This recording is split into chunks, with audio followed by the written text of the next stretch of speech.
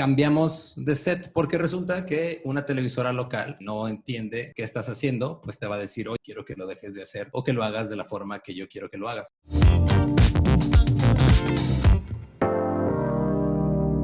Lolo Espinosa es comediante y conductor del podcast Leyendas Legendarias, que todos ya conocemos. Pues soy Eduardo Espinosa, soy comediante y tengo un podcast, bueno, y ahorita son un chingo, pero el más conocido es Leyendas Legendarias. Y hoy voy a empezar hablándoles de un término que suena muy mamón, pero ahorita que les explique por qué lo escogí, se van a dar cuenta que todos hemos pasado por algo así. Y este es el costo hundido o cómo aprendí a soltar. No sé si alguien conozca qué es el costo hundido, pero básicamente una definición que encontré en internet dice que es un sesgo cognitivo que consiste en dotar de valor una inversión personal relevante del pasado, irrecuperable a todas luces, para mantener a flote un proyecto que es expectativas son muy desalentadoras. No sé qué dije, pero eso dijo internet que significaba esto. Ahorita lo explico bien, ¿va? Antes de que empezara Leyendas Legendarias, nosotros acá en Juárez tenemos un proyecto que se llamaba El Late Night con Badía. Y este proyecto nace después de que Badía y yo nos conocemos haciendo comedia y nos conocemos a través de Gabe, que es amiga mía desde hacía tiempo, que es nuestra productora. Y entonces comenzamos este proyecto en un canal local aquí en Juárez. Era un late night estilo gringo, donde había comedia, había sketches, había entrevistas, había invitados musicales, todo chido. Aquí en esta imagen pueden ver una escaleta y pueden ver un bote de Bonafont forrado en aluminio que funcionaba como reflector. Entonces, es la primera vez que estamos haciendo algo de contenido. Era un proyecto, la verdad, algo ambicioso porque un late night profesional, un late night donde sí hay dinero y sí hay gente y hay presupuesto. Es una operación de 50 personas mínimo, entre producción, cámaras, talento, todo. Nosotros éramos 3 y una televisora con gente ya muy grande que no entendía qué estábamos haciendo y un director creativo que creía en nosotros, pero no nos daba las libertades completas que necesitábamos. Nosotros más o menos tenemos una idea de qué queríamos hacer. Esta es la escaleta del primer episodio que grabamos. Y eso fue el 22 de mayo del 2015 fue cuando se grabó y se estrenó en junio. Era en nuestro estudio ahí en este canal local pues nos prestaron ahí un set que ya tenían hecho. Ese es José Antonio Badía y ese soy yo hace 5 años. Si pueden ver, él tenía más barba y yo tenía más brillo en los ojos. Después, cambiamos de set porque resulta que una televisora local que no entiende qué estás haciendo, pues te va a decir, oye, no entiendo qué estás haciendo y quiero que lo dejes de hacer o que lo hagas de la forma que yo quiero que lo hagas. Y dijimos nosotros, ¿sabes qué? No podemos hacerlo de la forma que tú quieres que lo hagamos. Porque me estás diciendo, güey, que quieres que le cobre a los invitados por venir a prestarme su tiempo. Me estás diciendo que quieres que le cobre a las bandas que invito a tocar al show.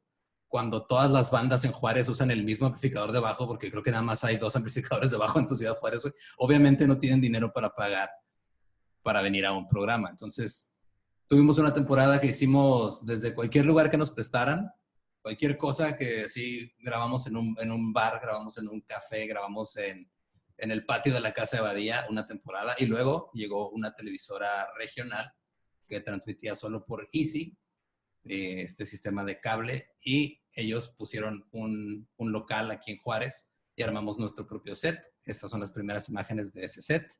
Ese brillo que se ve en la pantalla es la maravillosa decisión de mi señor padre de usar hoodies fosforescentes cada día de su vida. Pasan años, pasan alrededor de 4 años, y mientras estamos haciendo Late Night se nos ocurre hacer un podcast. Dentro de Late Night tenemos una sección que se llamaba Déjame hablar, y esa sección consistía en pues, hablar de algún tema por 15 minutos. Éramos 4 personas en una mesa y empezamos a hacer ese segmento en las últimas temporadas. Y después dijimos, estaría chido hacerlo podcast.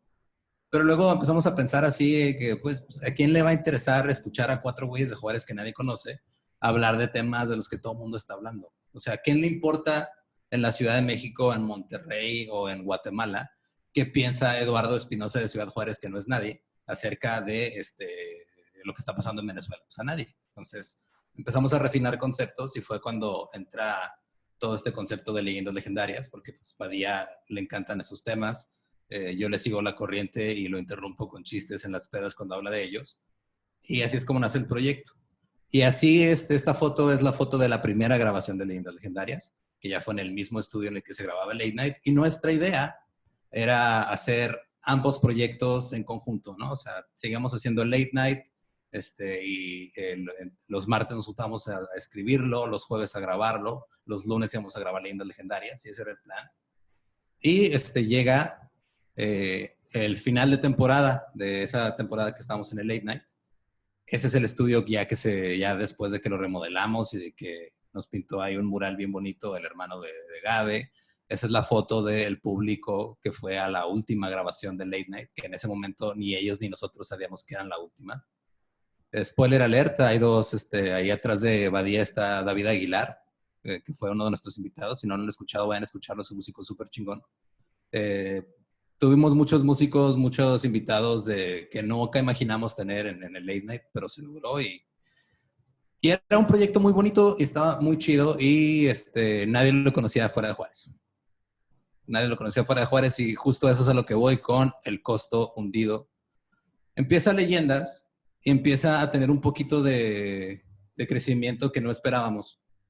Y en una de esas tenemos un viaje a la Ciudad de México y se nos ocurre decir, oigan, ¿saben qué? Vamos a ir a una exposición en el Museo del Policía, que tiene una exposición de asesinos en serie. Si alguien nos quiere acompañar, vaya. Y estábamos esperando nosotros que fueran, no sé, 4 o 5 personas. Llegamos y había 30 personas que nunca nos habían conocido esperándonos.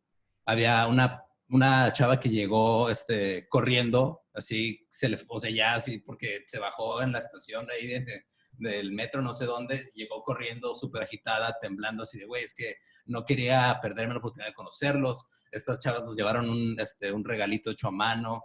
Y fue algo que, ok, en Juárez pues ya teníamos algunos fans y teníamos gente que venía a ver el programa y todo, pero no era este nivel de salgo de mi ciudad y hay gente que está dispuesta a viajar 1 hora en camión o en metro para ir a conocer a unos güeyes de Juárez que hablan de cosas bien raras. Y ahí es donde entra lo que se le conoce como el costo hundido. No sé si ustedes puedan tal vez sentirse identificados con esto, pero yo tuve un bocho, era un bocho 73, fue mi carro que yo tuve en la prepa. Y era un carro muy bonito, me llevaba a todos lados. De vez en cuando me dejaba tirado a media calle porque no le servía el medidor de gasolina.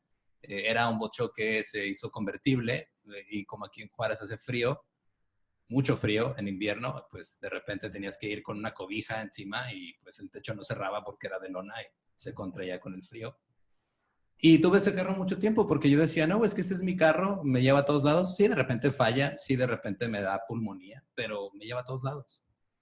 Y creo que todos hemos tenido o conocemos a alguien que ha tenido este carrito, este coche, perdón, aquí en el norte decimos carro, este coche al que se te descompone y lo arreglas, y lo arreglas, y lo arreglas. Y no te das cuenta que te está costando, te estás hundiendo este costo en algo que ya dio lo que tenía que dar. Entonces, hubo un momento en el que el Late Night se convirtió en ese bocho del 73. El Late Night nos enseñó cómo hacer una producción desde cero, nos enseñó cómo trabajar en equipo, nos enseñó muchísimas cosas. Pero cuando Leyendas empezó a despegar, nosotros seguíamos como que con la idea de, no, güey, hay que hacer otra temporada de Late Night. No, ¿sabes qué? Hay que esperarnos un mes más, vamos a aplazarla. Pero sí hay que hacerla, la vamos a hacer. Y llegó un momento en el que nos dimos cuenta de, ¿sabes qué? Ya no se va a poder, güey. Ya dio lo que tenía que dar. Ese bocho 73 ya tenemos que retirarlo, ya le invertimos un chingo de dinero, ya le cambiamos la pila 17 veces porque salía volando en un puente. Bueno, eso no me pasó a mí, le pasó a Badía que también tenía un bocho. Salió volando la pila en un bordo. Y fue una plática como muy liberadora, ¿no? Porque como en el Late Night era un proyecto que yo pensaba que ese era el proyecto que me iba a llevar a donde yo quería estar, que me iba a dar el éxito, que me iba a permitir vivir de la comedia. Y luego de repente llega otro proyecto que era un proyecto que empezamos como un hobby secundario y es el que toma la delantera y pues sí fue una conversación como muy, muy extraña, un poco triste, pero muy liberadora cuando un día Badía y yo llegamos aquí a las oficinas y nos quedamos viendo de, güey, es que, ¿sabes? Creo que ya no vamos a poder hacer Late Night. Y me dice, no, creo que ya no, güey, ya no se puede hacer. Y ahí fue cuando aprendí a soltar, a decir, ¿sabes qué? El sueño no es tanto así específicamente, quiero vivir de hacer un late night, yo quiero vivir de hacer comedia. Y el late night me enseñó a cómo dar mis primeros pasos, pero ahora con Leyendas vamos a empezar a llegar más lejos. Y eso pasó. Soltamos el late night, decidimos enfocarnos de lleno en Leyendas y logramos por primera vez aquí en la ciudad meter 300 personas a un teatro, nosotros nada más presentándonos Comunidades Legendarias.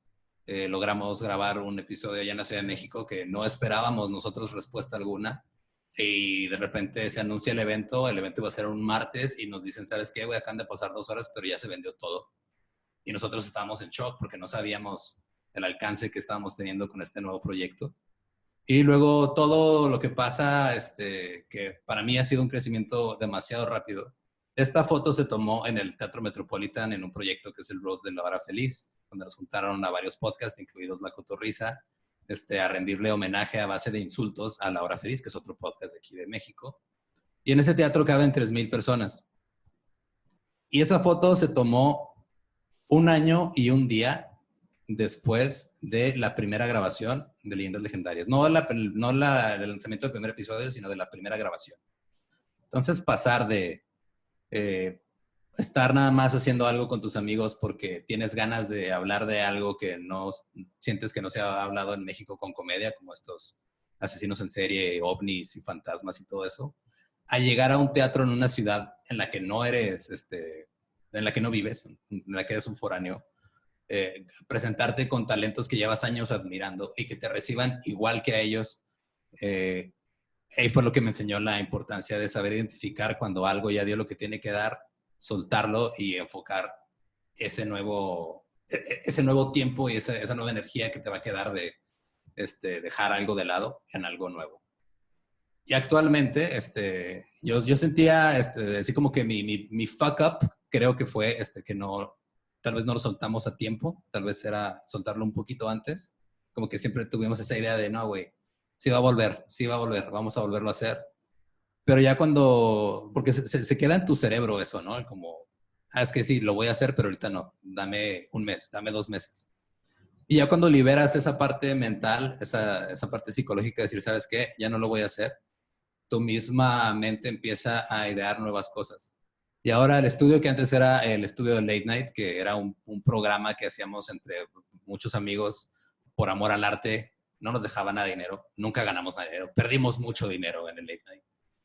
Ahora se convirtió en un estudio de producción de podcast donde en un lado está donde grabamos Leyendas Legendarias y el Dolop, y el otro lado está donde se graba ¿Qué fue de ellos? Y Está Cagado, 2 proyectos nuevos. Está Cagado y es un podcast bilingüe, es la primera vez que se hace un podcast bilingüe como tal en México. Se saca un episodio en inglés y uno en español. ¿Qué fue de ellos? Y el Dolop, que se lanzaron este año, ya lograron entrar a los mejores podcasts en Spotify este año. Leyendas Legendarias estuvo nominado a Podcast del Año en los premios de Spotify. Y siento que todo eso fue porque aprendí a soltar, aprendí a decir, ¿sabes qué? Ya hice mucho esto, ya dio lo que tenía que dar y vamos a lo que sigue. Y pues esa es la historia de aprender a soltar y no cagarla aferrándote a cosas que ya dieron lo que tenían que dar. Eso, Lolo. Venga. Have you ever failed in a project, career, or business?